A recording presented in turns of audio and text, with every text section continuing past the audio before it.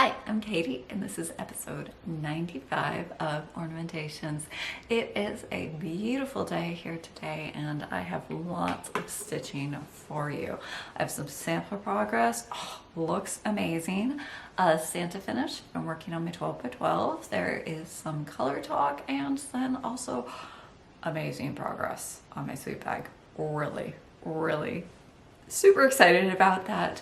And then we also have the release of the Plum Street Samplers Flag Thief kits, an exciting announcement, and some new giveaways right at the end to share with you. So I hope you're all settled in with your stitching and ready for a fun episode. Mother's Day was this weekend, and we celebrated my amazing mother, Trisha, with homemade chocolate pie. I gave her Robin Birdwell as I had planned. That was a big hit. She loves birds, she loves cross stitch, she loves homemade gifts, so that was just happy times all around. If you were celebrating with family this weekend, I hope that you had a wonderful Mother's Day as well.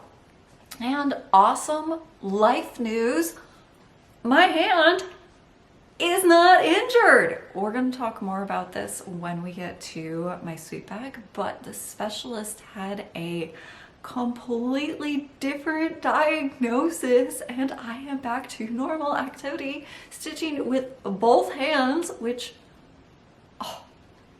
awesome sauce. I could not be more thrilled about just the general turn life has taken since I saw you last. This is my super grand because, it's just, both hands, can't get over it. But we're going to start today with the release of the Flag Thief kits. We did have a brief rundown of the details on the last episodes. I will keep this quick, but kits for Flag Thief are $76, and they are now available on my website, linked in the description. So the details on this are that the kit includes everything but the chart, seen here, which you must provide. A lot of people already have this one. It's fabulous. And one thing I would like to note about the conversion is that my finish turned out differently. I left out quite a few of the filler elements. I accented with sequins. The sequins and beads are included in the kit, but the conversion is all purpose. You can stitch it exactly as charted by Paulette with the kit. If you would prefer to, you can stitch my version, you can stitch something in between, do whatever you like.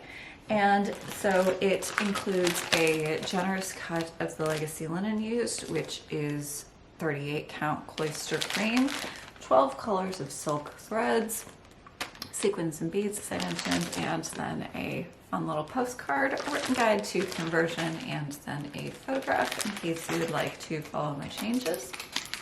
These are the threads, which are a mix of Gobelins and 103.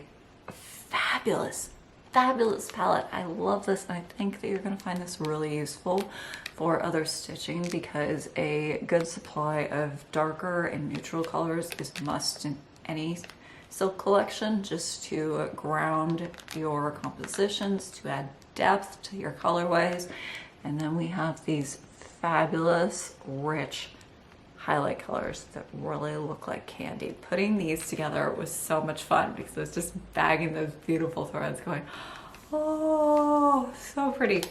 However, one of the 103 colors is currently inactive. I can't get more of it. So Flag Thief is strictly limited to what I have on hand. It is a good number of kits, but once those are gone, we will not see this again. The conversion is exclusive to the kit. It won't be shared or released in future.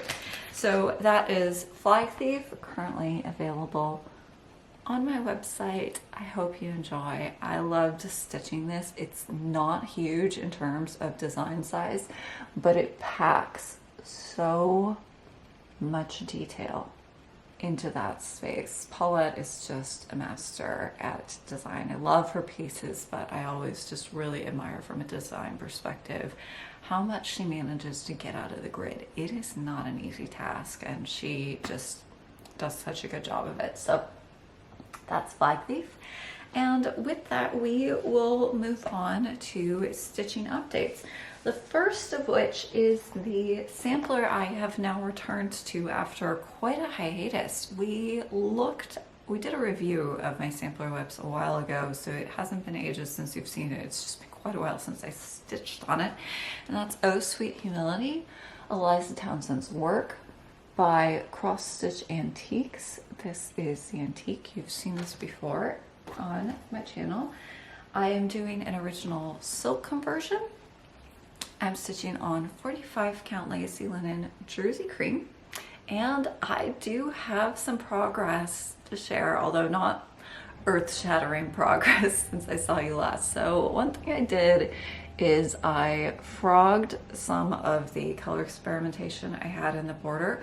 My original plan here was to figure out what I am doing with those carnations in the border before proceeding. However, as I got back to this, I found I still didn't know, and I decided I do want to get some of those flower motifs filling all that current negative space in, see how that shapes up, and then make a decision, because the answer still wasn't clear to me. One of the things I really, really love about Eliza Townsend is on the antique, it's so dominated by 3 colors: pink, red, and green. I love that. That's probably not representative of what this piece originally looked like. So there's a lot of what's showing as gray, but we know from related samplers that have been charted and released, namely Charlotte Warrington from Needlework Press, and then last year's Queen of the May sampler from Hands Across the Sea, that this color showing as gray was probably originally blue.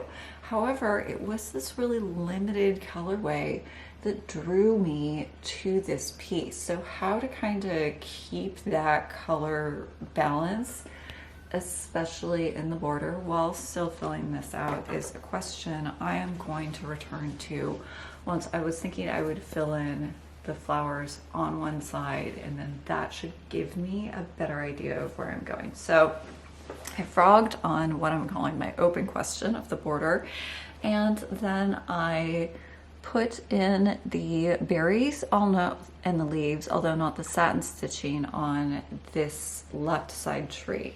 The other one had already been complete when I stitched on this last, but this guy just had the trunk. So I added all the berries and the leaves. We're going to talk about the back in just a second. And then the other thing I am working on right now is the center top motif. So I have rearranged a lot of the motifs. I did perfectly center this, and then I am just kind of straightening everything out on the sides as well. So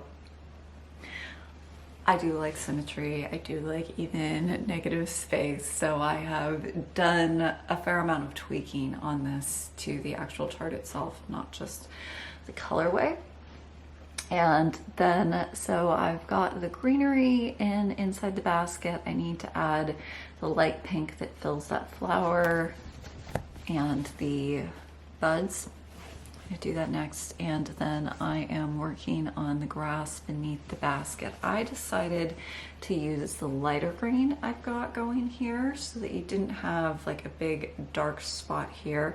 You kind of, on a piece like this, want your greens especially to get darker as you move downward. That's an effect called grounding, so that you're not drawing the eye to a big dark lump here.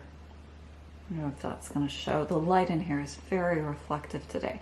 You could do that exactly as Eliza Townsend did it. It works. I think the antique is beautiful, just for the record. However, I thought as a design and color thing, it would actually be more effective to move to my lighter green shade there. So I'm working on that, and it's charted as just regular crosses over 2. However, I have switched that to rice stitch over 4 because it's incompatible blocks of 4, and I think that's what's on the antique. There's a very distinct larger texture where you're seeing those bigger squares, and that to me says rice stitch.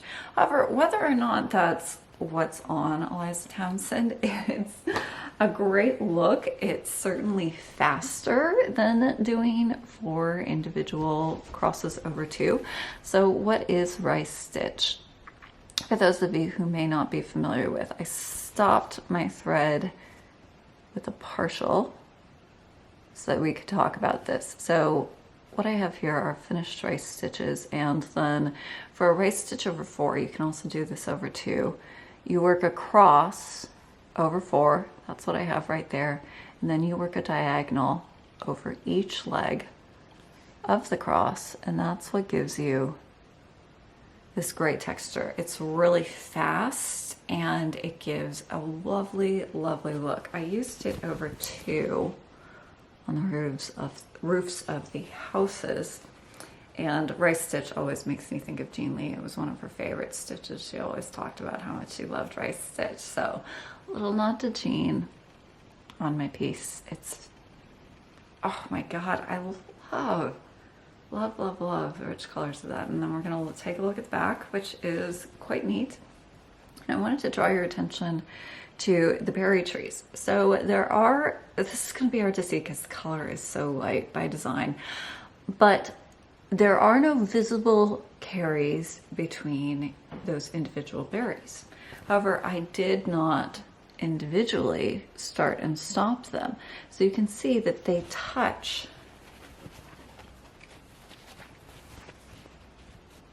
at the corners. And so you just plot out how you're going to move between these so that if you stitch this berry, you end at your contact point, you move around here, and then you end at this contact point.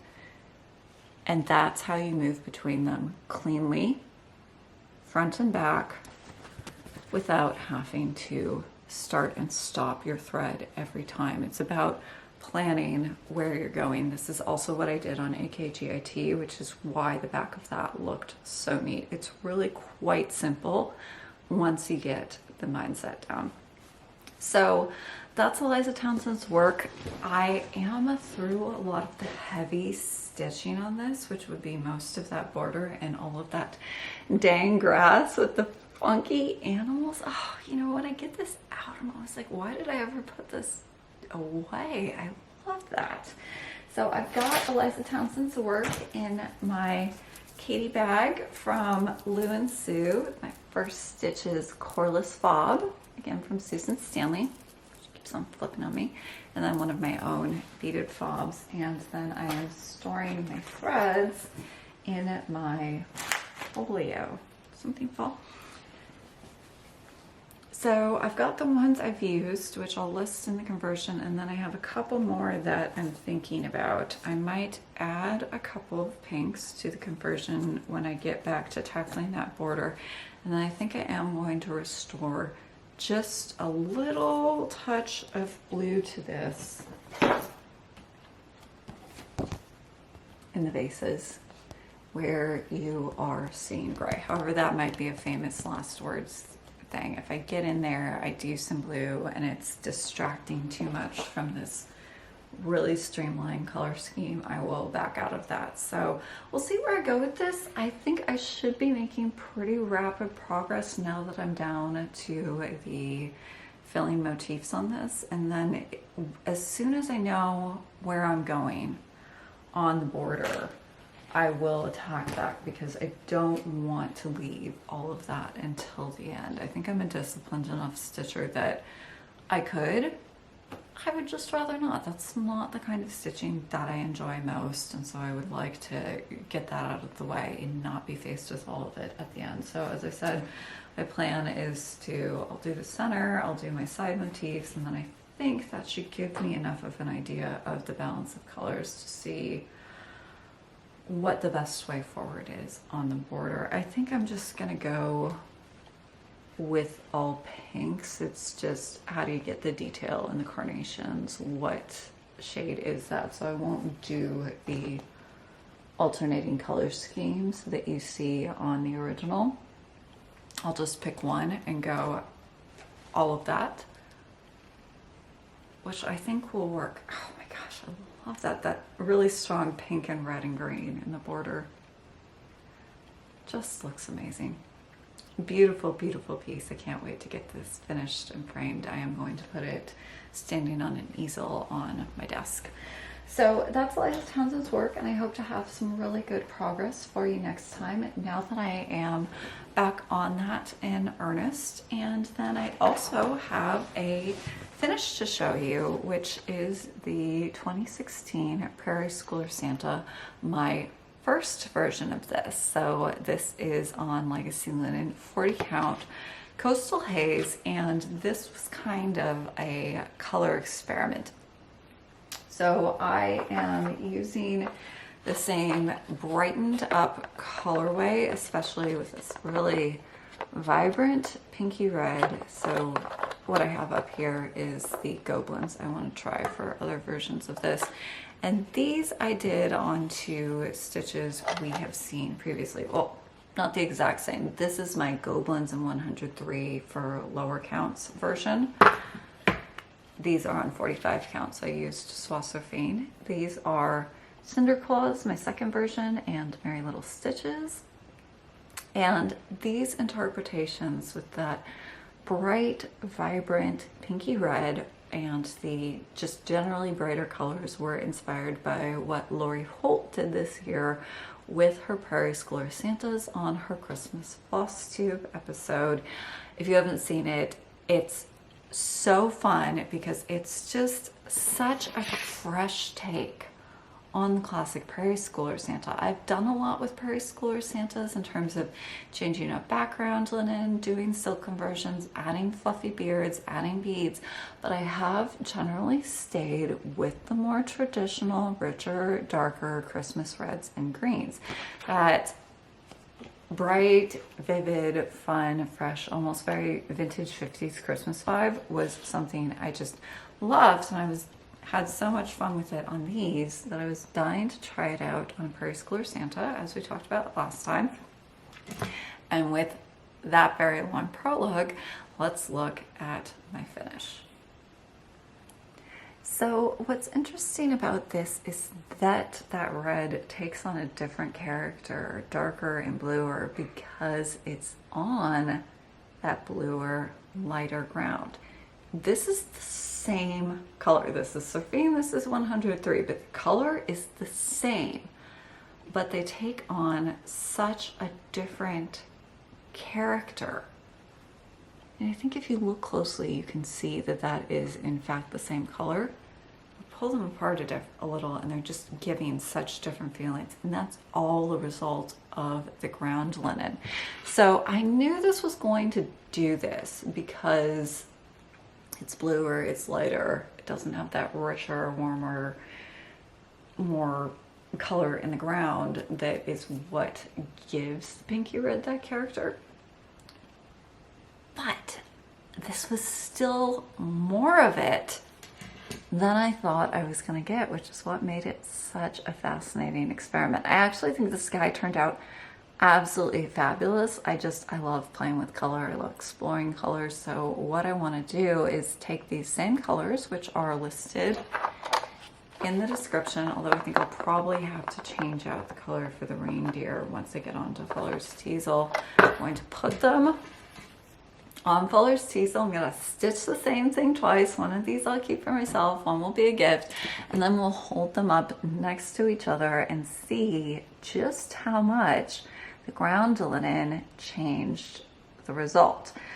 And like I said, this is why I love color, because no matter how much you think you know, you're always learning about new subtleties, new permutations, how a specific thread behaves on a specific linen, and it's just something that I really enjoy. A couple other details about this. So one, he's got this long thread stitching out because that's my lacing thread. I used a very fine silk to lace it. This is Kinkame silk, which is strong enough for lacing, but fine enough to slip stitch the backing to it.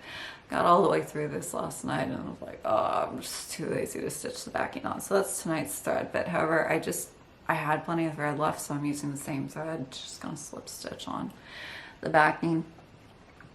And I added fuzzy stuff for the beard. And so on the chart, it's got a detailing just in cross stitch.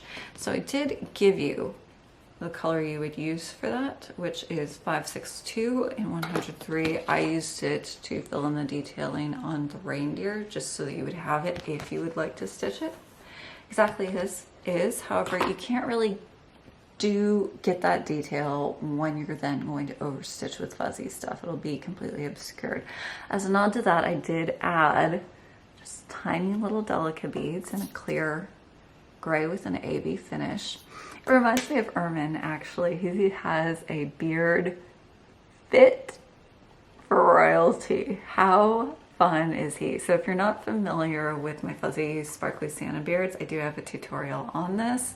The thread involved is fuzzy stuff. I will link that in the description, and I hope you enjoy. So my experiments with Prairie Schooler Santas and bright vivid colorways are continuing. I'm going to do another one using Gobelins, bright, rich, happy, and then, as I said, same threads, same stitch, but on Fuller's Teal is going to be my June 12 by 12. So this actually, with a finish, means that I have my May 12 by 12, one ornament for every month, which I am doing with Karen of Fox and Rabbit, and also Michelle, Mama Loves You GB, who is now our stitch along leader. She's actually on target, unlike Karen and I, who are behind. But because it's not even mid-month yet, I'm already done with one. I'm thinking this might be the month I catch up. I'm only 1 month behind on my 12 by 12. Oh, isn't he so bright and happy? I love Christmas ornaments. So, oh, so fun. I really dig it. So I'm going to, as I said, slip stitch the backing on tonight, and then this will be done, and then we'll see what ornament I get up to next on the next episode. Okay, so with that, let's talk about my sweet bag, and we'll preface it with the hand injury that wasn't, because they're related. So when I saw you last, my hand was all wrapped up. I wasn't able to use my right hand. I was very annoyed about the restrictions on my stitching. I've been told by my regular doctor that, you know, I have really done it this time and hurt my hand from overuse. I was headed to a specialist, and I was in no way expecting a different diagnosis, because my hand was purple. I had this gigantic contusion on both sides surrounding the thumb that was the color of gloss Bordeaux. It was disgusting. That it was injured from overuse seemed like a really rational conclusion. However, I guess this is why you see a specialist, because he looked at it and he said my hand was actually totally fine. It was not an injury. It was just some weird vascular something or other that is completely benign. So while it looked terrible, I was cleared for full use immediately, and that there was nothing wrong with me at all, which was just like, heavens opened up, the angels were seen. I legitimately danced out of there. That was best news I'd had in ages. I'm sitting there going, oh my God, it's a miracle. I was not expecting that answer, but I love it. I was so jazzed. Like I said, I danced out of the office. First thing I did was called my mom. I told her the good news. She expressed tremendous relief, and then said, and you're not going to go straight home and make another tassel now that you're cleared, right, Katie? Okay, so my mom knows me so well. It's really disturbing, because my first thought when the doctor said cleared for full activity was, yes! And my second thought was, oh great, now I can make my other tassel. I mean, I totally did. But this time I did it in 4 sittings instead of a 5.5-hour marathon session that gave my hand a hematoma. Look, no purple, but I've got 2 tassels. So let's look at my tassels. This one you saw last time. Oh, please focus. And this is my new one. So I changed how I did the pearls. I spaced, and I think that's a huge improvement they don't match, but they're going to be on different sides of bags. I don't think that's going to be critical. And so that just, I think, makes it look like it's a part of the design as opposed to something that just kind of got plunked on there. This definitely big improvement, looks very integrated. One thing you might also notice is that, oh, they are of two different heights, and that's completely my fault. I made a very silly, very preventable error. I think I should be able to hide this when I finish these and put them on the bag. You put the drawstring into it, you cover the whole thing with the Turk's head knot. I think I should be able to manipulate and gather this a little bit and then conceal the extra height with the Turk's knot. They should look pretty even by the time they're actually on the bag.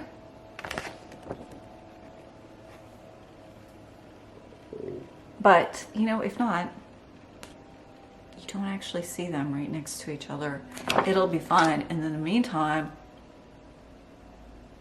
I've got two tassels and my hand isn't hurt. Life is awesome. I also think that this, my new one is just, I'm improving in technique. That is really, really, really beautifully done, if you ask me. And they're just fabulous. So, oh, love, love, love, love it.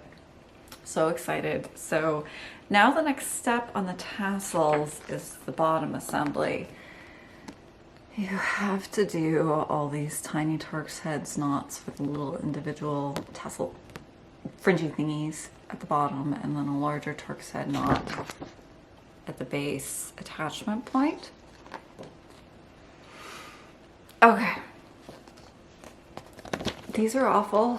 These are the worst thing on the sweet bag pretty easily. They're so fiddly. So I think that's going to be a lot of my sweet bag work over the next 2 weeks. I do really want to try and get these into full completed tassel assemblies.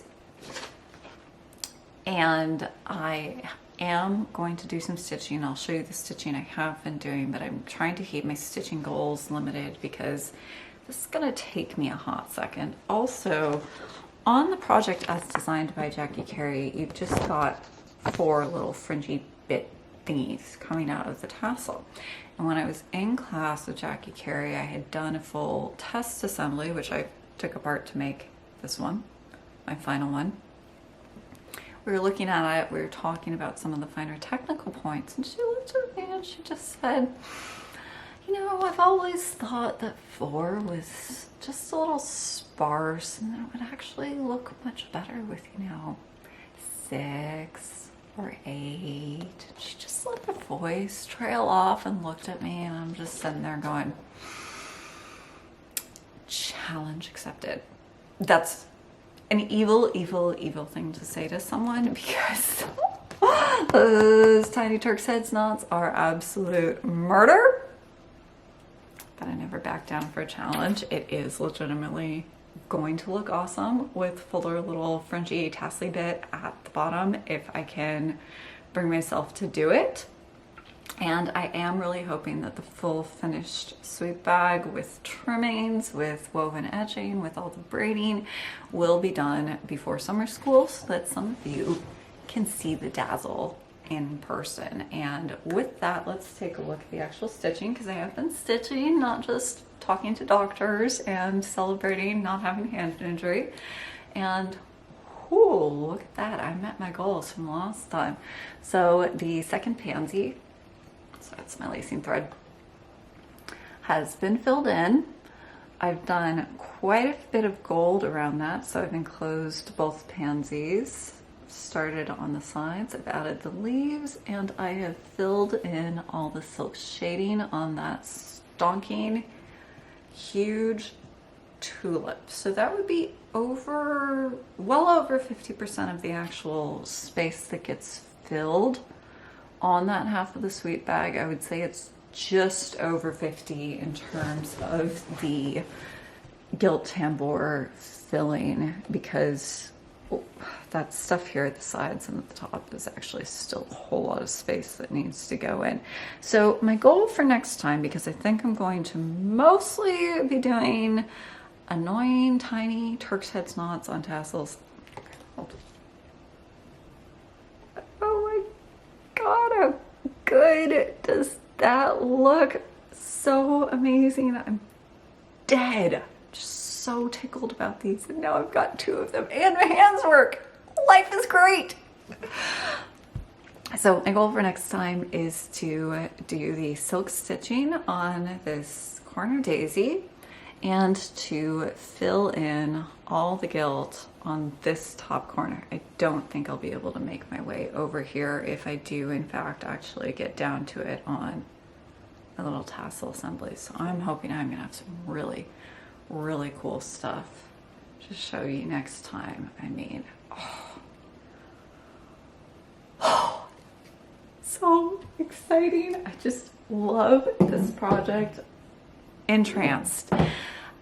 All that background stitching should actually be very boring and repetitive. I'm notably a hater of block stitching when it comes to cross stitching, but it's so sparkly when you're stitching it. It just keeps you engaged, I think, or at least it keeps me engaged.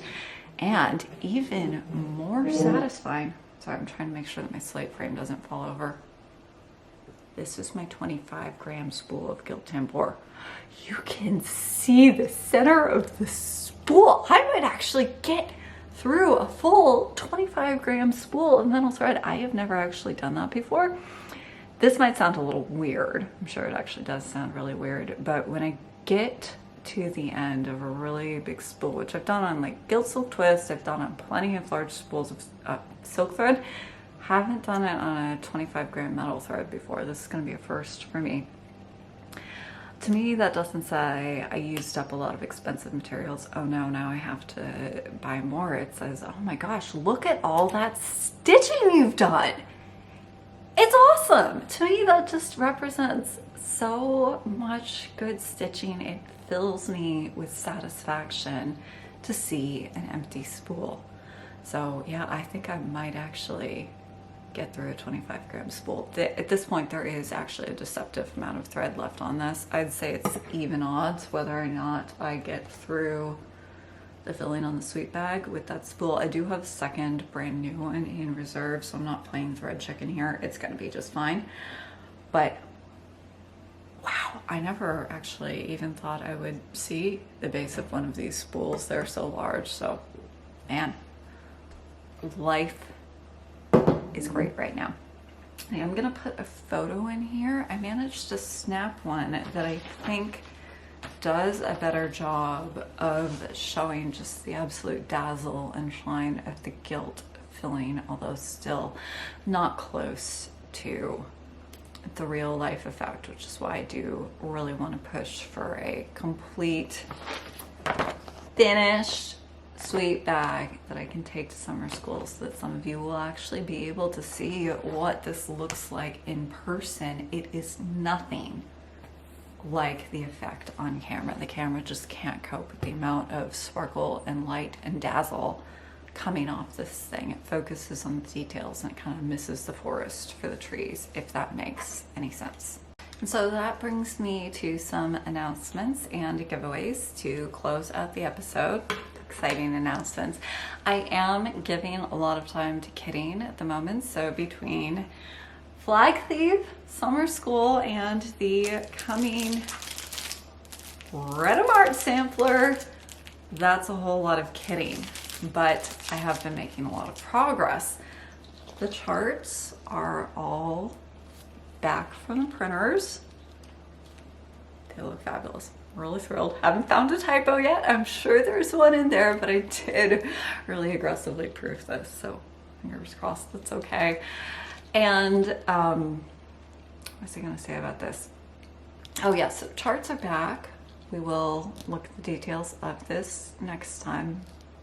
I'm really proud of how this turned out, and I have been quite painstakingly binding these. So on the first proofs we did a smaller spiral binding, but the pages weren't turning easily, which to me is a real use issue with the chart. You know, you need to be able to easily flip between pages so you can check things elsewhere in the booklet, flick back to a photo or a diagram or, you know, your full thread legend, whatever.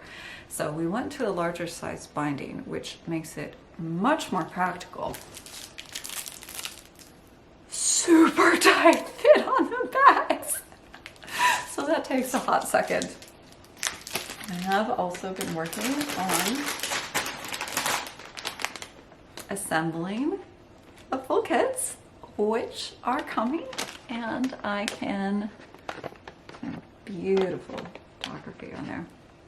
Susan Stanley helps me with the packaging on this. I said I wanted something special for this because to me this is really special. This is an experience. I want it to be an experience for you, and so Susan helped me come up with how to make those a little extra jazzy. So with that, I want to tell you that the Print Art Sampler is going to be released in 1 week on Tuesday, May 20th. It's finally here, guys.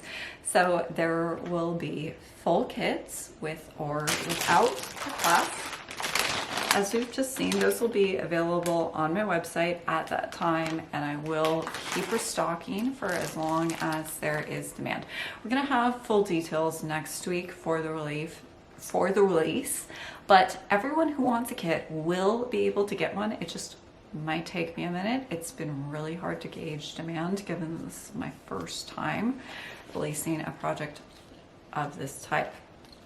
And I will be accepting as many people in the class as want to take it. So don't freak out if you miss the first round of classes or kits. You know, if you're in Australia or if the time's inconvenient or you have conflict, like, don't stay up until the middle of the night. Don't freak out. Like, you'll be able to get a kit. You'll be able to get in the class. This is absolutely not a one and done. And I will make kits for as long as people want them.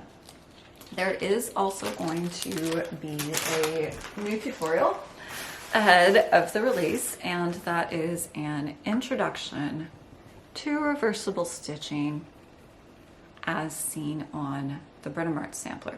So reversible stitching, especially all the different permutations, i.e. stitches seen in the Print Art Sampler, is outside the scope of a tutorial. That's really why there's class. So this is really more meant to give an overview of the concept, look at some of the foundational stitches and reversible stitching like double running stitch and reversible cross and how they work in that application, and help you decide whether or not you want to stitch the Print Art Sampler reversibly or single-sided. It's gonna be just as stunning if you stitch it front, you know, normal way, front only. Frame it, hang it on your wall. Not necessary to do the full reversible show off thing, but if that sounds interesting to you, I'm going to have an introduction that will give you an idea of just what's involved and what some of the resources are out there, not just my class, but some of the other things that are available. So you can decide, you know, what do you need in terms of instruction, books, etc., to stitch this reversibly, and whether or not you want to, because yeah, it's pretty spectacular to turn it over and be like, yeah, that's the back, but it's not necessary. It looks really stinking great just from the front, I promise you. So that should be up by the end of the week. I'm shooting for Friday. I haven't actually filmed it yet, so stay tuned on that, but really excited to announce that the Print Art Sampler is coming, kits are coming, and then we'll have just an introduction to reversible stitching tutorial. And then we're gonna finish today with some giveaways. There is one unclaimed thread winder, mother of pearl thread winder from the last draw, and that's GSP Love 189. You have until the morning of Monday, May 26th to claim your prize, or I will redraw it for the next episode. So the first giveaway for today is another Plum Street chart, Nelson. I've already stitched the companion piece to this Plum Street Samplers Blue Skin, and I bought this because I really admire the design, but I have decided that I'm not going to stitch it. I'd like to pass it on, and the keyword for this is plum. Really inventive, right? Where do I come up with these things? And then the second and third giveaways are 2 more Mother of Pearl needle minders from Jackie Duplessis. These are the ones with the holes around the edges where you can park different threads and threaded needles for a project with many colors, or you could just use it as a standard needle minder. I've got an identical one on my sweet bag, and that is what I am using. Now parking my threads, just really, really pretty place to put my needle. And so I will draw 2 winners on these. The keyword is pearl. As with the last time, US only for the thread winders, please. They are natural products. I'm sure they have export restrictions. I don't want to break any laws. So keyword pearl. These were gifted by Jackie Duplessis of It's Finally Finished. She is also going to have a pop-up shop at summer school for those of you who are going. And then I will see you again later this week for the introduction to reversible stitching. Kits for Plum Street Samplers Flag Thief are currently available on my website. Britomart sampler coming so soon. And until then, happy stitching.